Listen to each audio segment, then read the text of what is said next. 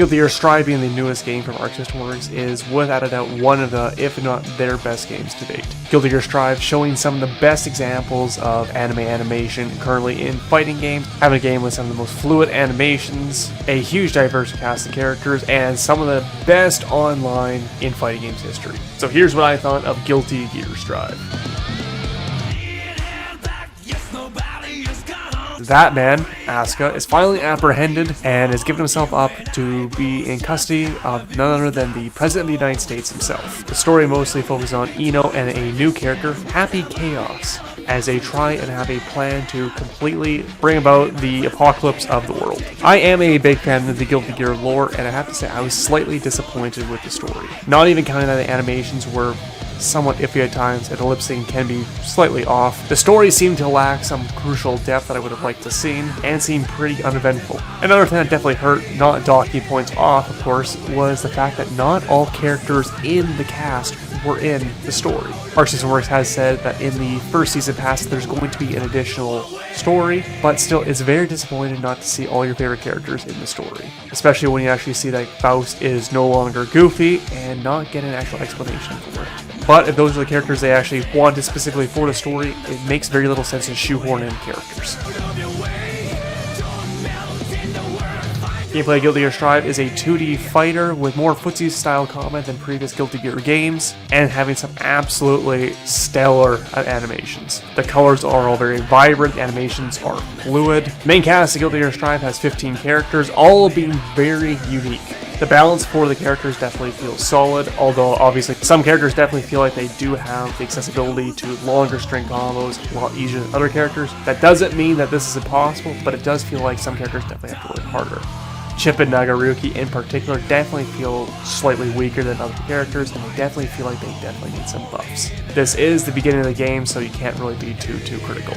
Another major thing is though that Guilty Gear Strive does focus less on having long string combos unless they are extremely technically taxing, going for more just simple combos with high damage. This will be slightly disappointing to fans who would really want to pull off crazy, just gigantic combos, but definitely makes it somewhat easier for newer players who want to play Strive.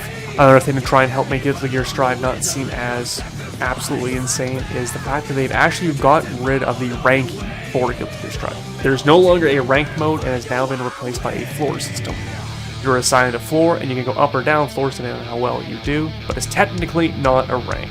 This is a very interesting premise. Honestly, I think I'd almost rather have just a standard ranking system, but this is still very unique to see Arc System Works try something very unique. But this also brings up to the main issue, that being the lobby system for Guilty Gear Strive. This is by far, and I do not say this lightly, the worst lobby system I've ever seen in a video game.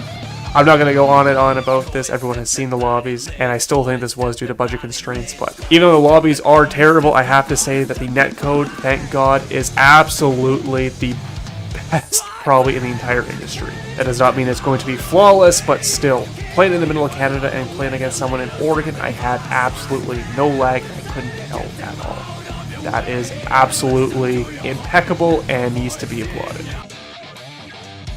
Guilty Gear Strive's soundtrack is obviously still very hard rock, with the sound design still being very top-notch. Despite the fact that I am not a big fan of the actual musical score, I do applaud it for actually having a very unique style, although the in-game sounds all sound appropriate and all match what they're actually supposed to be doing. Japanese voice acting is definitely up to par, where if you do listen to the dub, I have to say the dub is definitely where the game definitely struggles. I would definitely recommend the sub over the dub. I do more prefer dubs, but this one is definitely what I would not highly advise. The graphics are absolutely incredible. The lighting is all amazing, the color palette being very bright, very distinguished, with no real issues from textures, having absolutely fluid animations from the main character and the background animations, having no issues, having no jitters, having no problems with the actual animations is absolutely impeccable. I have to say, Guilty Gear Strive is absolutely amazing.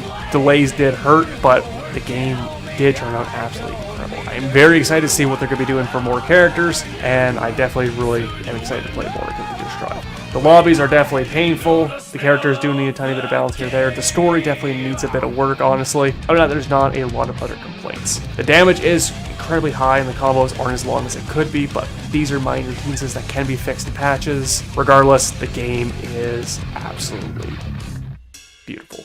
So, thank you for watching. Please let me know down in the comments below if you're enjoying Guilty Gear Strive. Love to hear what you have to say. Please go check Twitter. Please go check out Twitch. And just remember, Ninja can fork those rhymes.